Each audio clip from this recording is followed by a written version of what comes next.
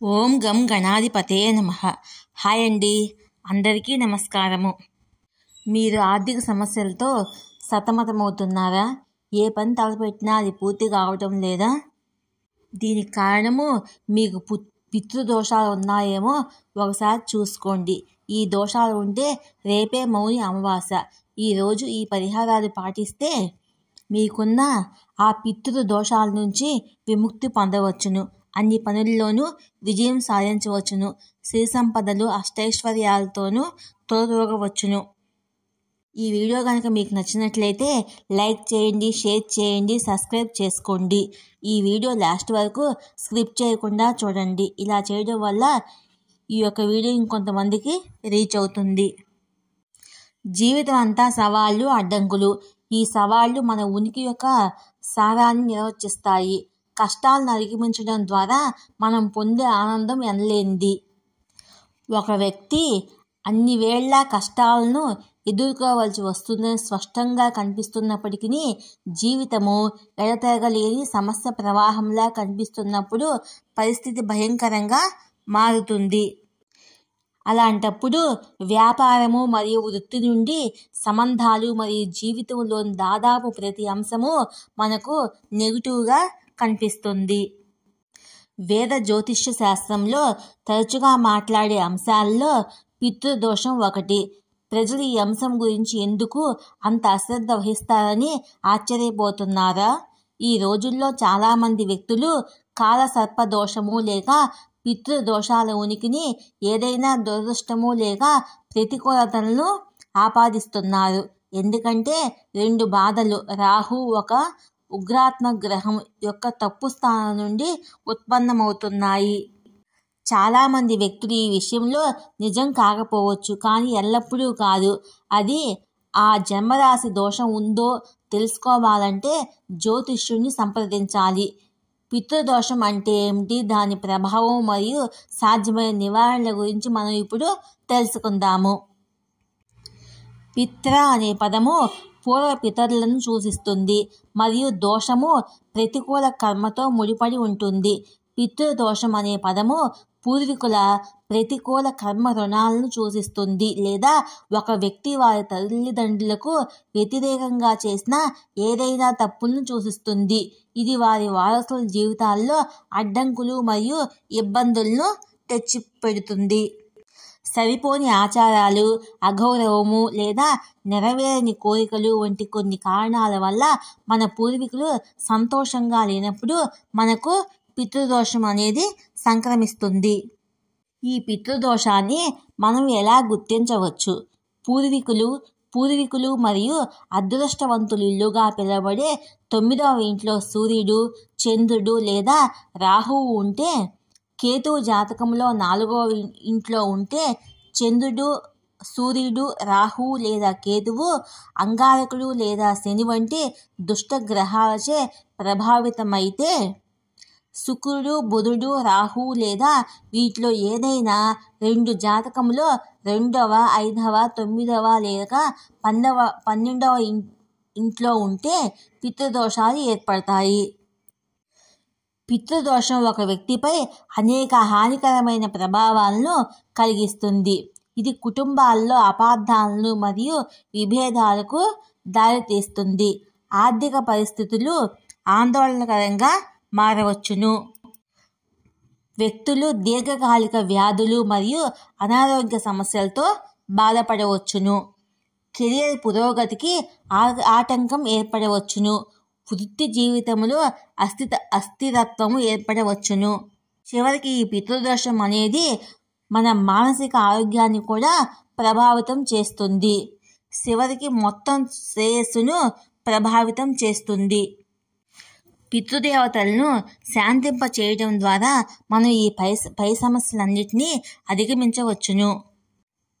మౌని అమావాస్య రోజు ఈ దానాలు చేస్తే పితృదేవతల ఆశీర్వాదంతో ఆనందము, ఐశ్వర్యము, ఆర్థిక సమస్యల నుండి బయటపడి అష్టైశ్వర్యాలతో, శ్రీ సంపదలతో మనం తొలతూగవచ్చును. సనాతన ధర్మంలో మౌని అమావాస్యకు చాలా ప్రాముఖ్యత ఉంటుంది. మాఘమాసంలో వచ్చే అమావాస్యను మౌని అమావాస్య అంటారు. ప్రతి నెలలో వచ్చే అమావాస్యతో పోలిస్తే మౌని అమావాస్యకు చాలా ప్రత్యేకమైన స్థానము ఉన్నది.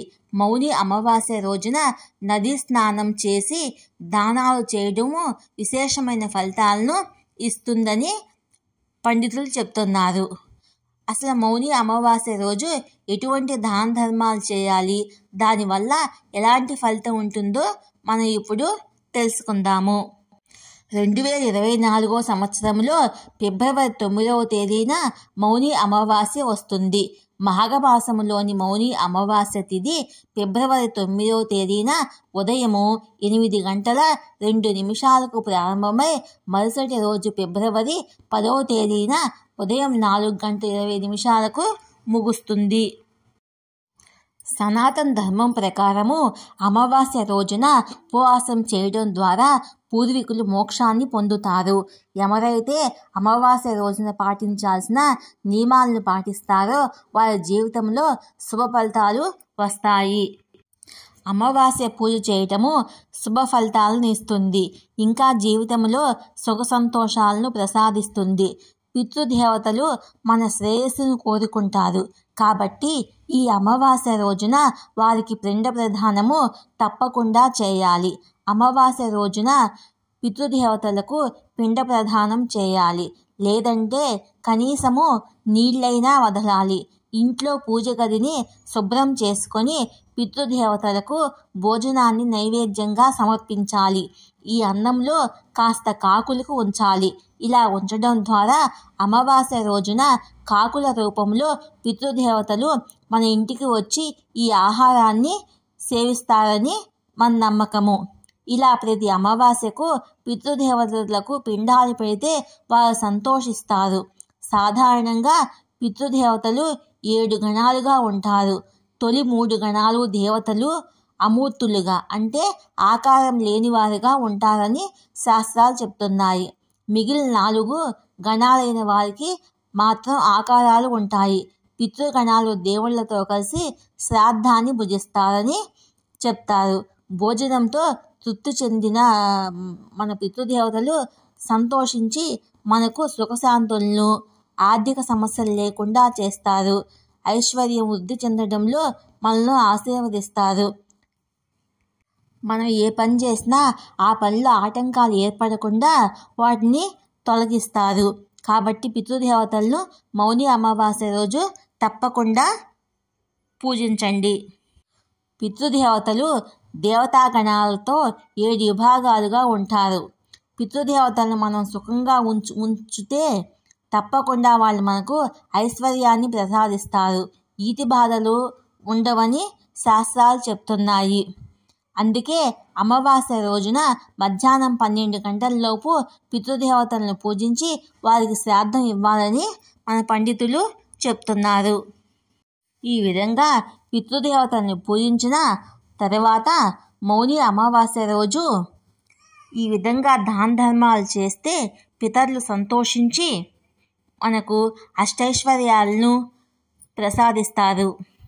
ఈ చిన్న చిన్న పరిహారాలను పాటిస్తూ పితృదేవతల ఆశీర్వచనం పొంది జీవితంలో వచ్చే అన్ని సమస్యల నుంచి బయటపడదాము. పేదలకు అన్నదానం చేయటము ఉత్తమమైనది. ఈ రోజున పేదలకు మన శక్తి మేరకు అన్నదానం చేస్తే మనకు మంచి ఫలితాలు వస్తాయి. అలాగే మౌని అమావాస్య రోజున పేదలకు అవసరమైన వస్తువులను దానం చేయడం వల్ల కూడా మనకు పూర్వీకుల అనుగ్రహము లభిస్తుందని పండితులు చెప్తున్నారు. ఈరోజు పాలు దానం చేయడము చాలా మంచిది. అలాగే పేదలకు పంచదార దానం చేసినా మనకున్న ఆర్థిక ఇబ్బందులన్నీ తొలగిపోతాయి. పేదలకు ధాన్యాలు దానం చేస్తే ప్రతి పనిలో మనకు ఎదురవుతున్న ఆటంకాలన్నీ తొలగిపోతాయి. రోజు మన శక్తి మేరకు వస్త్రాలను దానం చేస్తే మనకు అష్టైశ్వర్యాలు, శ్రీ సంపదలతో తొలతూగుతాము. అలాగే మౌని అమావాస్య రోజున ఉసిరికాయలను దానం చేయడం వల్ల ఆర్థిక సమస్యల నుండి బయటపడతామని పండితులు చెప్తున్నారు. మౌని అమావాస్య రోజున స్నానం చేసిన తర్వాత ధాన్యాన్ని బ్రాహ్మణుడికి దానం చేస్తే పూర్వీకుల ఆత్మ సంతృప్తి కలుగుతుందని చెప్తున్నారు. మౌని అమావాస్య రోజు ఆవ నూనెను అవసరమైన వారికి దానం చేయటం వల్ల పూర్వీకుల ఆశీర్వాదం లభిస్తుందని, వారి జీవితంలో ఆనందం లభిస్తుందని చెప్తున్నారు. దుప్పట్లు దానం చేయటం వల్ల కూడా మౌని అమావాస్య నాడు పితృదేవతలకు ఆత్మశాంతి చేకూరుతుంది. ఇలా ఈ నియమాలు పాటించుకుంటూ మౌని అమావాస్య రోజు పితృదేవతల ఆశీర్వచనము పొంది వారి కృపా కటాక్షములకు పాత్రులు కండి. పవిత్రమైన మౌని అమావాస్య రోజున పవిత్ర నదీ స్నానం చేసి సూర్యదేవుడికి నీరు సమర్పించాలి. రాగి చెంబులో నీరు, పువ్వులు, అక్షింతలు, బెల్లం వేసి సూర్య భగవానుడికి నీటిని సమర్పించాలి. దాన ధర్మాలు చేయడం వల్ల పుణ్యఫలం దక్కుతుంది. పేదలు, అవసరంలో ఉన్నవారికి మీకు తోచినంత పూర్వీకుల పేరు మీద దానం చేయాలి. బ్రాహ్మణులకు ఆహారము, డబ్బు దానం చేయండి. దుప్పట్లు, పాలు, పంచదార, నల్ల నువ్వులు, డబ్బు దానం చేయండి. ఇలా చేయడం వల్ల పూర్వీకులు సంతోషిస్తారని నమ్ముతారు. చీమలకు పిండిలో పంచదార కలిపి తినిపించాలి. ఇలా చేయడం వల్ల మీకు పూర్వీకుల ఆశీస్సులు లభిస్తాయి. ఈరోజు ఆవులకు తప్పకుండా ఆహారం పెట్టండి. ఆవులకు సాత్విక ఆహారం పెట్టాలి. మత విశ్వాసాల ప్రకారము ఆవుకు ఆహారం పెట్టడం వల్ల అన్ని రకాల బాధలు తొలగిపోతాయి. అష్టైశ్వర్యాలు, శ్రీ సంపదలు మనకు లభిస్తాయి. మౌని అమావాస్య రోజున రావి చెట్టుకు నీరు సమర్పించండి. చెట్టు కింద దీపం వెలిగించి చెట్టు చుట్టూ 108 ప్రదక్షిణాలు చేయండి. ఈ పరిహారం పాటించడం వల్ల పితృదోషాల నుంచి ఉపశమనము కలుగుతుందని పండితులు చెప్తున్నారు. మౌని అమావాస్య రోజున ఓం ఆద్యబోధై విద్మహే సర్వసేవాయ ధీమహి శివశక్తి స్వరూప్ పితృదేవ్ ప్రచోదయాత్ అనే మంత్రాన్ని జపించడం వల్ల పూర్వీకులు సంతృప్తి చెంది మీరు చేస్తున్న అన్ని పనుల్లోనూ విజయాన్ని ప్రసాదిస్తారు. ఈ మంత్రాన్ని పఠించడం వల్ల వంశపారంపర్య దోషాలు తొలగిపోయి మనకు అష్టైశ్వర్యాలు, సుఖశాంతులు, ఆయురారోగ్యాలు లభిస్తాయి. మనం చేస్తున్న ప్రతి పనిలోనూ ఆటంకాలు తొలగిపోతాయి. కాబట్టి ప్రతి ఒక్కరూ ఈ చిన్న చిన్న పరిహారాలు పాటించుకుంటూ తమ జీవితాన్ని ఆనందమయం చేసుకోవాలని కోరుకుంటున్నాను.